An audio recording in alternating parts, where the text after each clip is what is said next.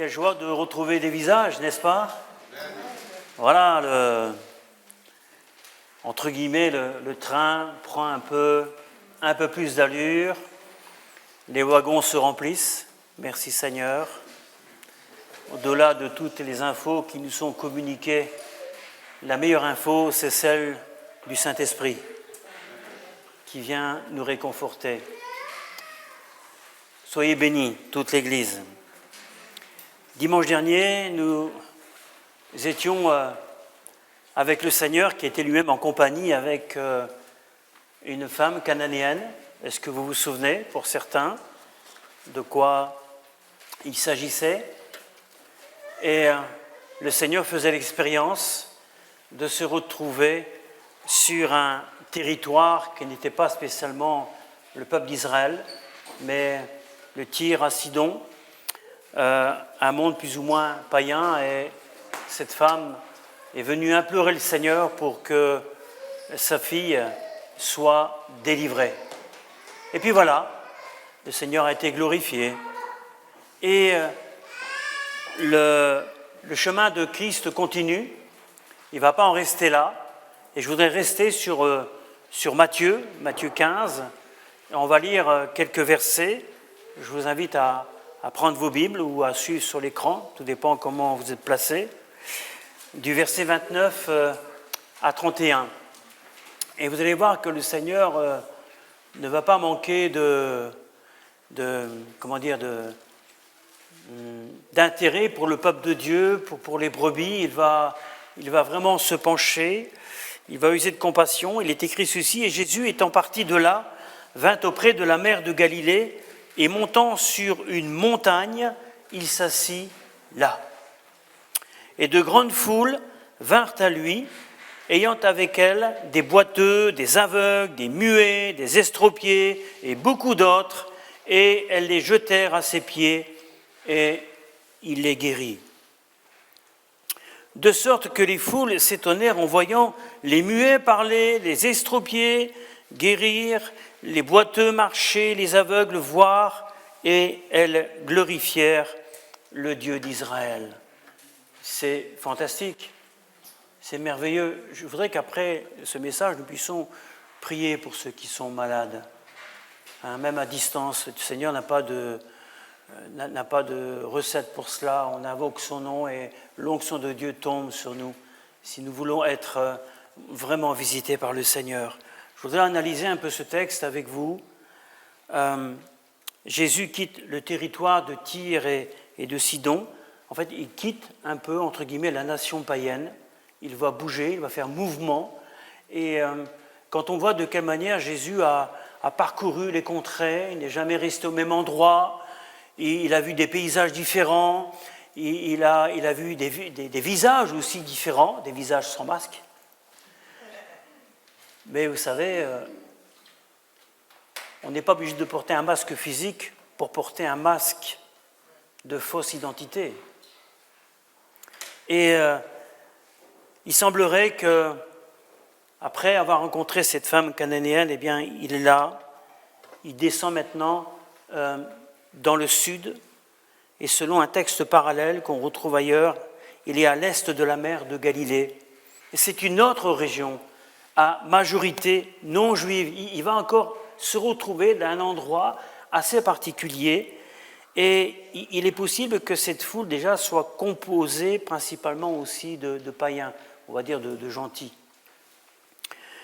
Et là, il monte sur une montagne, et puis, je ne sais pas, il est écrit, il s'assit là.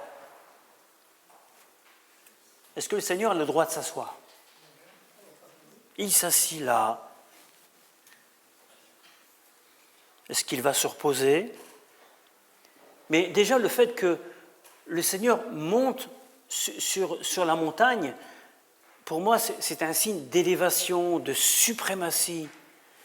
Il est là, et moi, je comprends à travers ce texte que vis-à-vis de nous, Jésus ne se placera jamais en position inférieure pour nous, mais toujours au-dessus, pour mieux nous voir, mieux nous regarder, mieux, entre guillemets, peut-être nous scanner, nous visiter. nous observer. Mais il ne sera jamais en dessous. Combien de fois certains ont levé le poing contre Dieu, contre Jésus, en disant « mais il ne fait rien pour moi, il ne me regarde pas ».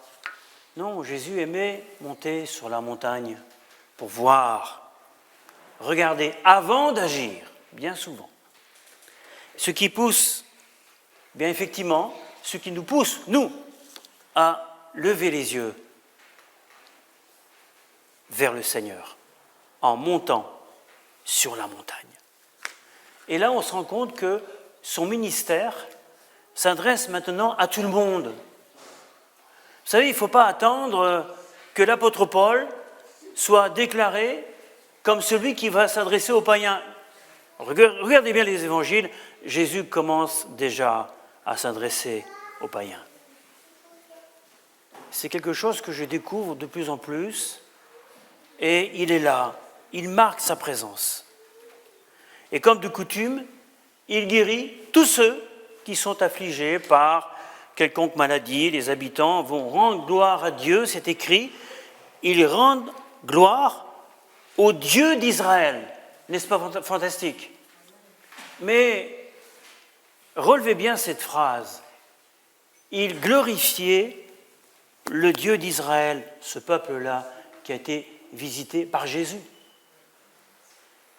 C'est vrai qu'on ne voit pas encore écrit « il glorifiait Jésus ». Vous comprenez? Parce que Jésus n'est pas encore glorifié, n'est pas encore monté sur la croix. Alors c'est normal que ces personnes-là glorifient le Dieu d'Israël. Pourtant, Jésus est Dieu. Mais aujourd'hui, dans nos cultes d'adoration, nous glorifions qui? Allô? Bien sûr, il est digne d'adoration. Mais voilà, il est en parcours. Comme je l'ai dit dimanche dernier, il a sa feuille de route. Il exerce son ministère et petit à petit, les personnes apprennent à le connaître. Et quand on voit toute cette série de personnes qui vient là et qui attendent quelque chose de la part de Jésus, il semblerait que quand on lit le texte, Jésus fait des miracles à la chaîne. Fou. N'est-ce pas? J'ai essayé de m'imaginer, de comprendre comment Jésus devait travailler. Les gens venaient comme cela, poum, t'es guéri. J'ai vu ça dans des églises. Nul ne sait de quelle manière Jésus a procédé. On ne peut pas en faire quelque chose de concret, mais on peut s'imaginer. Waouh, Seigneur, tu as eu du pain sur la planche. Parce que, en parlant de pain, on va y venir. Là, 4000 personnes vont être là. La première multiplication, c'était 5000 personnes. Et voilà, Jésus continue. Infatigable, notre maître, n'est-ce pas? Le verset 32 à 39, qu'on va lire ensemble. Jésus ayant appelé à lui ses disciples, dit « Je suis ému de compassion envers la foule, car voici 3 jours déjà qu'ils demeurent auprès de moi, et ils n'ont rien à manger, et je ne veux pas les renvoyer à jeun de peur qu'ils ne défaillent en chemin. » Et ses disciples lui disent « D'où aurions-nous dans le désert assez de pain pour rassasier une si grande foule ?» Et Jésus leur dit « Combien avez-vous de pain ?» Et ils dirent « 7 et quelques petits poissons. » Et il commanda aux foules de s'asseoir sur la terre. Et ayant pris les 7 pains et les poissons, il rendit grâce et les rompit et les donna à ses disciples et les disciples à la foule. Et ils mangèrent tous et furent rassasiés, et ils ramassèrent des morceaux qui étaient de reste 7 corbeilles pleines. Or, ceux qui avaient mangé étaient 4000 hommes, outre les femmes et les enfants. Ayant renvoyé les foules, il monta dans une nacelle et vint dans la contrée de Magadon ou Magadan. Ce texte, vous le connaissez, vous l'avez déjà lu, l'Église a déjà médité sur ce texte, rien de nouveau sur le soleil, mais il y a quand même des richesses qu'on va dégager là dans ces phrases, dans cette analyse.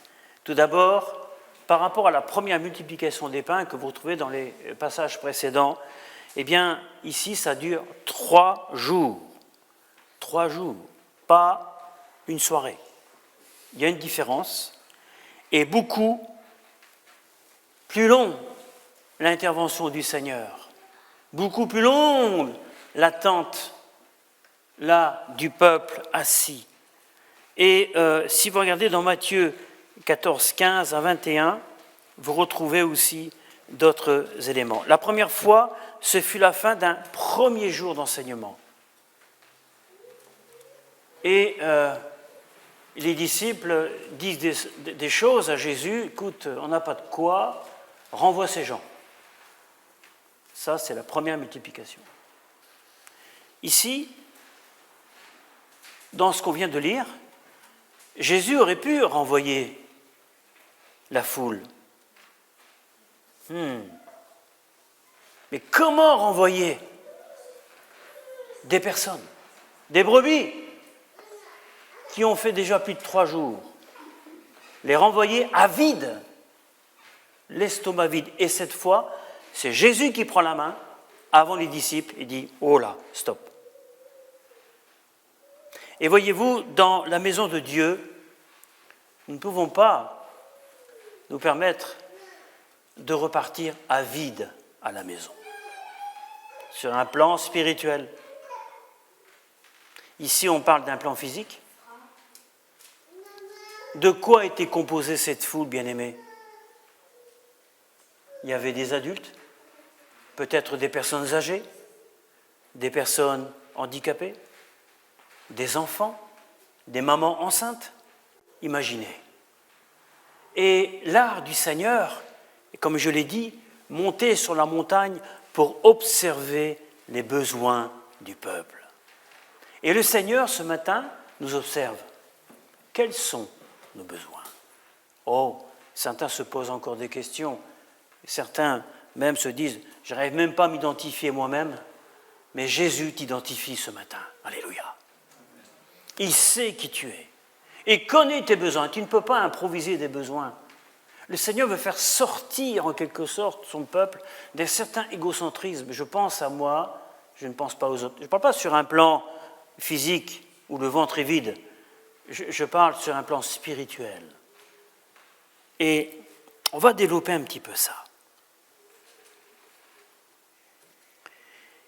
Il les a nourris, mais le Seigneur a encore des choses à dire. Là, nous lisons Matthieu, mais si vous prenez l'évangile de Jean, au chapitre 6, il y a un autre texte qui vient s'interposer et où Jésus parle du pain de vie. Je suis le pain de vie. Et il sait très bien qu'ils ne pourront pas encaisser ce message-là si Jésus ne les nourrit pas physiquement. Et quelquefois, nous les hommes de Dieu, nous devons être prudents de ne pas créer des overdoses en matière de nourriture spirituelle envers des brebis qui ne pourraient pas supporter pendant un certain temps parce qu'il y a des besoins. Et relisez bien les textes dans les évangiles synoptiques, on voit des compléments de textes qui s'imbriquent bien. Une foule qui attendait la suite pour entendre à nouveau Jésus. Et dans cette seconde multiplication des pains, eh bien, qui est faite après 3 jours d'enseignement, ici Jésus a fini son exposé et l'état de fatigue de la foule l'oblige en quelque sorte à faire ce miracle. Le Seigneur connaît les faiblesses, amen, de ses créatures. Jésus connaît nos faiblesses.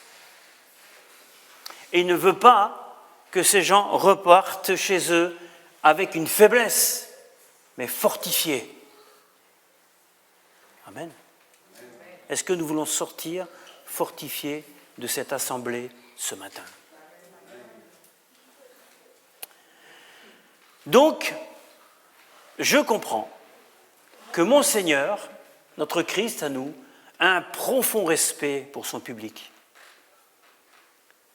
Et nous devons avoir du respect pour ceux qui sont dans le besoin, qui ont aussi des faiblesses. La santé des brebis, ce qui veut dire aimer l'Église. Nous sommes tous ici, dans la maison de Dieu, nous avons tous un parcours différent, n'est-ce pas? Nous avons une éducation différente. Certains sont nés spirituellement dans cette Église, d'autres étaient déjà nés avec le Seigneur et sont venus se greffer. Mais voilà, Dieu nous a mis tous ensemble. Et ce que Dieu nous demande ce matin, ce n'est pas de penser à nous-mêmes, à notre avenir personnel, mais de se dire que la famille de Dieu est là aussi pour nous édifier, nous encourager, nous accueillir, nous accompagner et marcher ensemble. Et vous allez voir que ce que le Seigneur est en train de faire sur cette montagne, il est en train de tisser en quelque sorte une relation, une dépendance de ceux qui sont peut-être là assis. Et vous savez, ils étaient assis, il est écrit, pas dans l'herbe. Jésus les fit asseoir par terre. Ça veut dire que la première multiplication des pains, c'était une autre saison. La deuxième, ici on voit que le soleil a brûlé le sol. S'asseoir à terre, sans confort. Nous avons des chaises, alléluia. Le masque, pas très confortable. Mais nous sommes assis, nous écoutons. Vous n'êtes pas assis sur le carrelage? Par terre. Ils attendaient. Qu'est-ce qu'on attend ce matin du Seigneur?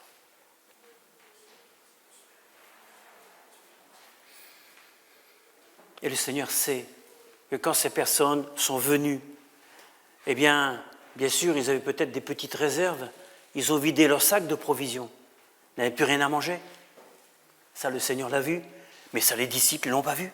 Et vous savez, cette seconde multiplication des pains, les disciples n'en ont pas encore tiré une leçon de la première, puisqu'ils s'interrogent encore sur la façon de faire. Et les chrétiens n'ont pas toujours le réflexe d'avoir des provisions spirituelles en réserve. Non seulement je dois repartir d'ici édifié, mais Seigneur, tu me mets des provisions, des réserves spirituelles. J'en ai besoin. En fait, là où Jésus parle, imaginez-vous, on peut s'imaginer. Nous sommes allés quelquefois en Israël, Hélène, Marie-Laurence et d'autres. On a vu un peu comment est le paysage. Dans les coins reculés, il n'y a pas de magasin Auchan, il n'y a pas de tout ça. Et là, il n'y a rien autour de Jésus, il n'y a pas de magasin comme ça. Qui est le pourvoyeur? Jésus lui-même. Mais il donne encore une leçon à ses disciples. Écoutez, vous n'avez pas compris encore. Et cela prouve que on est en train de découvrir encore la vraie identité de Jésus, qui est encore un peu méconnue. La situation est sérieuse pour ces gens-là. Jésus le sait.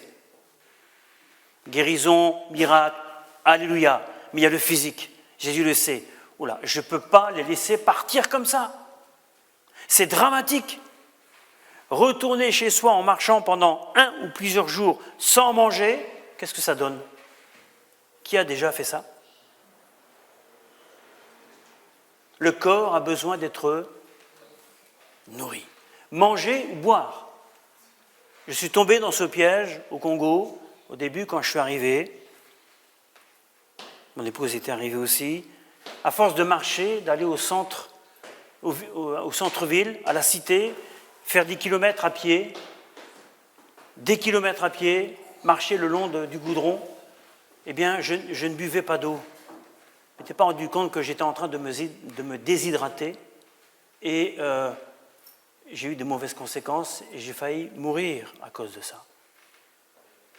Et cela prouve que nous devons aussi prendre soin de notre corps, Mais ces personnes qui étaient assises là en train d'écouter Jésus n'avaient plus de moyens pour se prendre en charge sur le plan nutritionnel.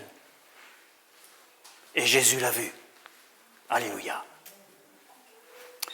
C'est merveilleux d'avoir un Seigneur équilibré, n'est-ce pas?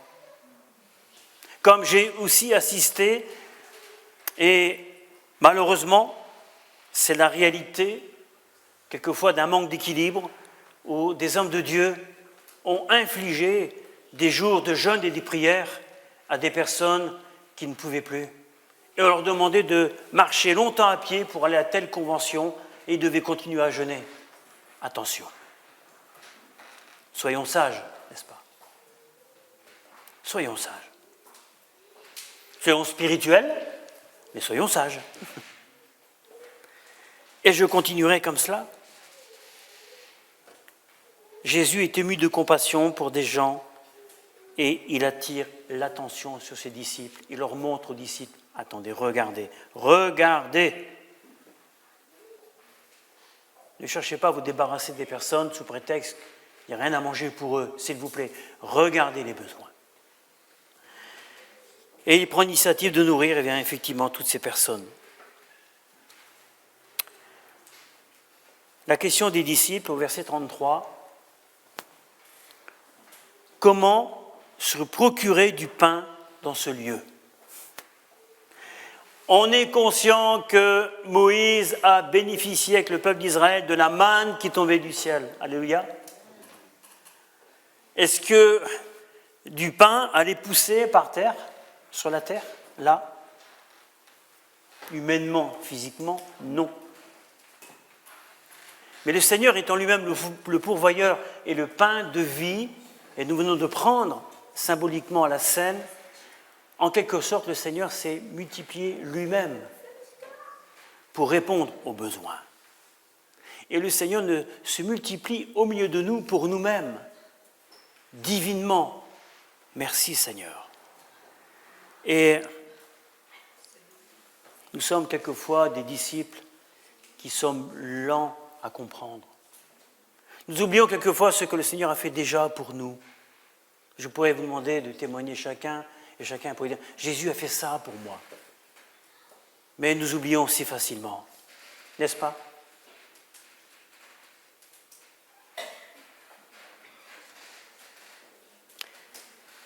Alors voilà, le Seigneur montre la même compassion envers les Juifs et les païens. Gloire à Dieu. Il y a cette incapacité que je viens de citer de la part des disciples qui reconnaissent qu'il y a un gros problème qu'ils ne peuvent pas résoudre. Et béni soit le Seigneur que nous, en tant qu'hommes de Dieu, on ne peut pas résoudre les problèmes. Amen. Il n'y a pas beaucoup d'amen. Parce que Dieu nous apprend à dépendre de lui. Et au dernier moment, le Seigneur donne la clé d'entrée. La solution. Mais il nous teste pour savoir si nous sommes dépendants de lui à 100%. Souvent, nous prenons des décisions nous-mêmes. Nous voulons absolument faire nous-mêmes. Alors, le Seigneur laisse faire. Bon, fais. Puis quand tu feras demi-tour, c'est que si tu reviens vers moi, je saurai pourquoi tu reviens. On connaît l'histoire du fils prodigue, non ?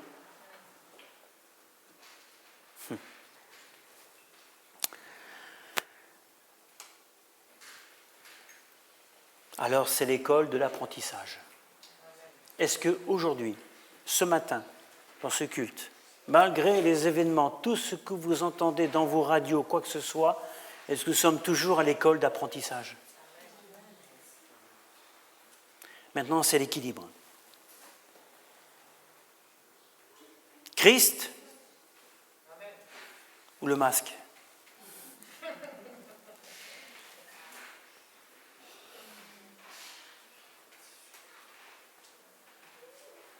Vous savez, il faut être prudent quand on entend des choses.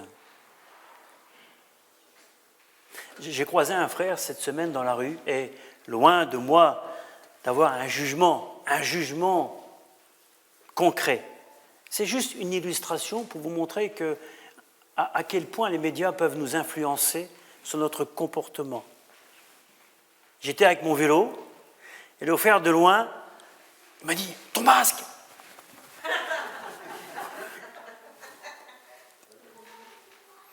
Je lui ai dit « Tu vois, au-dessus de moi, il y a un grand espace.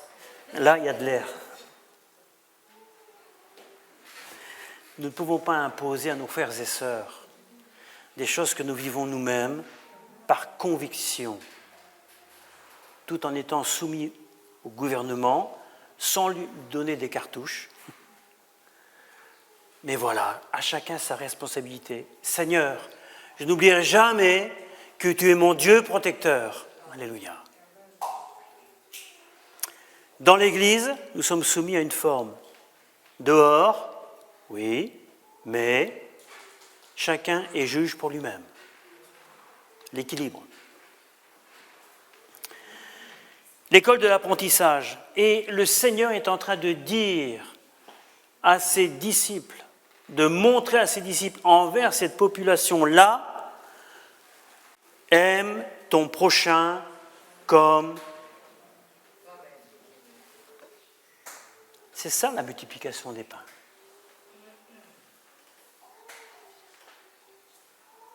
Est-ce que je peux m'autoriser ce matin, est-ce que nous nous autorisons ce matin à nous rendre acteurs dans cette dimension-là? Je ne suis pas un simple consommateur, mais je suis un multiplicateur. Alléluia. Et Dieu me donne le droit de nourrir mes frères et sœurs. N'attendez pas toujours que le pasteur vienne nourrir. Si vous êtes équilibré, rempli de l'esprit, rempli d'amour, pour aider votre frère, votre sœur, faites-le. Alléluia. Masque ou pas masque, c'est votre problème. Mais c'est le cœur qui parle d'abord. Le fait de donner à manger aux autres, comme nous le voyons dans cette lecture, maintient la communion fraternelle. Et le Seigneur a pris cet objectif avec ses disciples. Attendez, établissez une relation, s'il vous plaît, avec les gens qui sont dans le besoin, au lieu de les indexer, de dire « renvoie-les chez eux ». Amen. L'avenir de l'Église, je ne connais pas. Mais la feuille de route de l'Église, maintenir la relation fraternelle. Dans tout ce que Dieu nous donne les uns pour les autres. Que Dieu soit glorifié. Ce qui veut dire qu'au moment où Jésus intervient, que le miracle s'accomplit, pas de crise économique, yes, ou yep. Pas de crise économique dans la maison de Dieu. Et ce qui est formidable, et j'aime ce chiffre, il y a plusieurs chiffres de Dieu dans la Bible, mais les 7 corbeilles.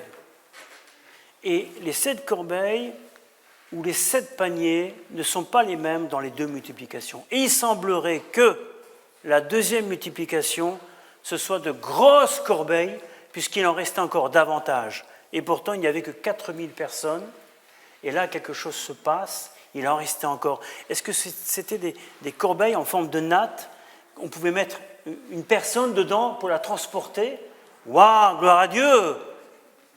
S'il y avait encore du pain là-dedans et autre chose. Jésus n'a pas renvoyé la foule à vide. Ce qui veut dire que quand je me retire du culte, quand je vais quelque part, je comprends que ce que j'ai reçu de Dieu, ce ne sera pas pour moi garder à la maison. Oui, je vais m'en nourrir, mais je vais nourrir les autres. Je reviens encore à cela. Je vais devoir partager ça. Est-ce que j'ai de quoi partager? Est-ce que j'ai envie de le faire? Est-ce que je suis convaincu de le faire?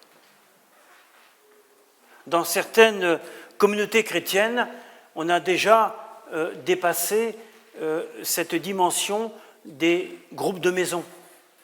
Ce que nous recevons au culte peut être aussi partagé dans les maisons. Alléluia. la pérennisation, multiplier, maintenir la relation, vivre ensemble. Et dans les temps que nous vivons aujourd'hui, il ne serait pas étonnant que le Seigneur nous conduise à ce que des maisons s'ouvrent. Alléluia. Hop, ça descend tout seul, ce machin.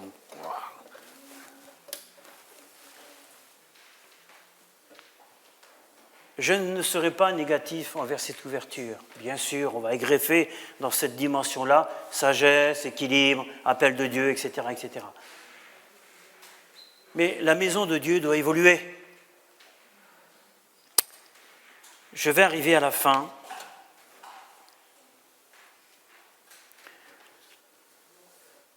Sept corbeilles. C'est beaucoup pour 4000 personnes ou pas? Il y en avait encore.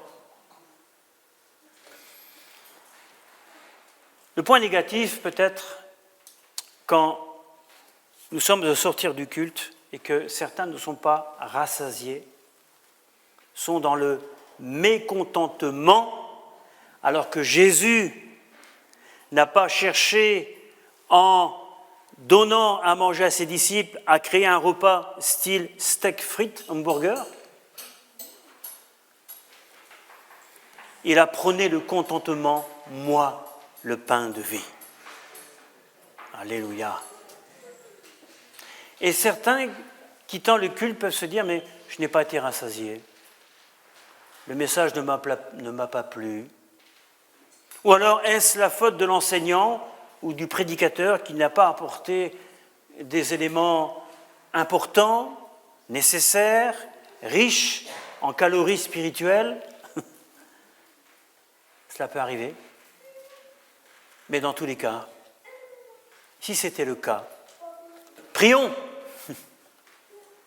et demandons ensemble au Seigneur, ô Dieu, nourris ta maison. La prière vaut mieux que les jugements. Alléluia. Et bien sûr, quand on lit ce texte, on se rend compte que Dieu a comblé à la fois l'âme et le corps et l'âme. Quel équilibre. Mais il y a des comptes à rendre quelquefois aussi. Et vous savez que nous-mêmes, nous rendrons des comptes. Mais en général, l'Église entière rendra des comptes. Dans Luc 12, verset 47, verset 48, il est écrit ceci. Le serviteur qui, ayant connu la volonté de son maître, n'a rien préparé et n'a pas agi selon sa volonté, sera battu d'un grand nombre de coups. Parole dure, n'est-ce pas? Très dure. Mais celui qui, ne l'ayant pas connu, a fait des choses dignes de châtiment, sera battu de peu de coups. Il y aura quand même quelque chose. On demandera beaucoup à qui l'on a beaucoup donné, et on exigera davantage de celui à qui l'on a beaucoup confié. Mes chers disciples, pourrait dire le Seigneur, quand il multiplie les pains, écoutez, je vous donne encore une fois de distribuer cela, faites-le. Ne me collez pas constamment étant consommateur, entrez dans le service, alléluia. Dans la piste de réflexion que j'essaye d'analyser ici avec vous, Jésus nous suffit comme pain de vie. Amen. N'allons pas rajouter des ingrédients qui pourraient donner des indigestions spirituelles à un tel point qu'on a des gros problèmes après.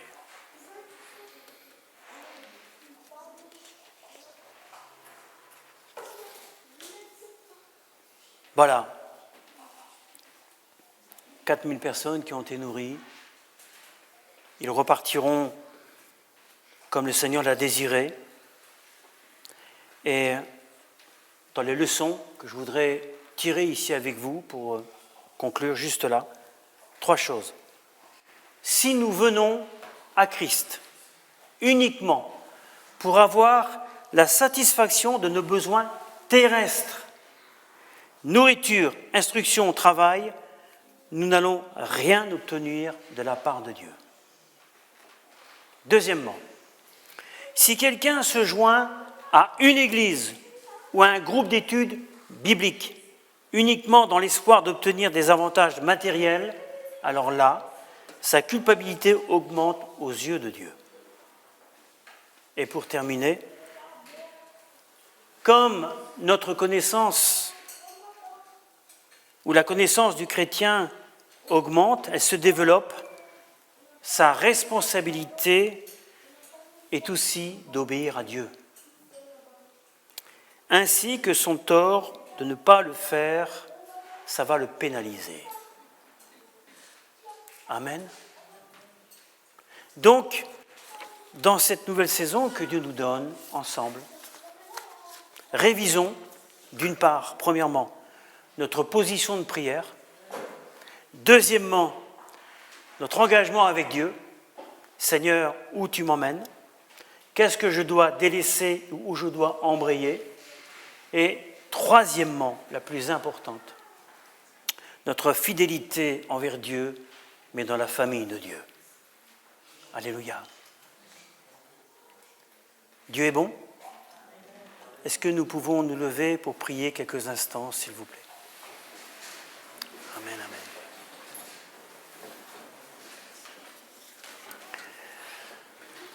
Esprit de Dieu, je voudrais te bénir là, ce midi presque.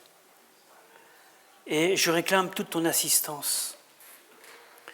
Tu as fait des choses extraordinaires à des brebis qui étaient en mode d'écoute, qui avaient soif.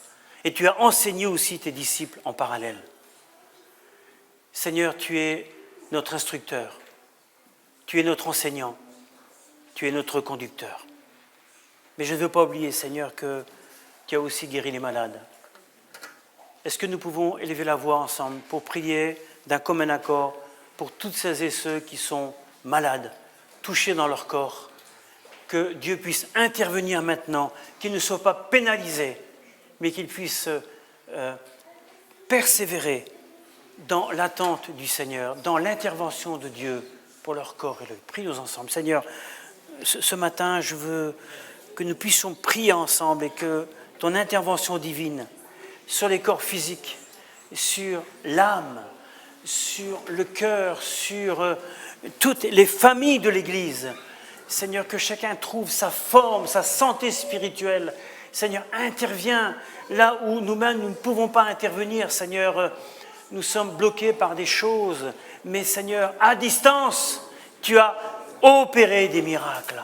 Alors nous croyons que tu peux le faire. Seigneur, visite les enfants, visite les personnes âgées, visite les plus jeunes, les plus alertes. Visite, Seigneur, ceux qui sont condamnés peut-être par la médecine. Eh bien, viens opérer ton miracle. Glorifie-toi, ô Seigneur, Dieu d'Israël. Merci parce que toi, Jésus, tu es l'intercesseur, Seigneur, entre nous et le Père. Et tu exerces ton ministère encore maintenant.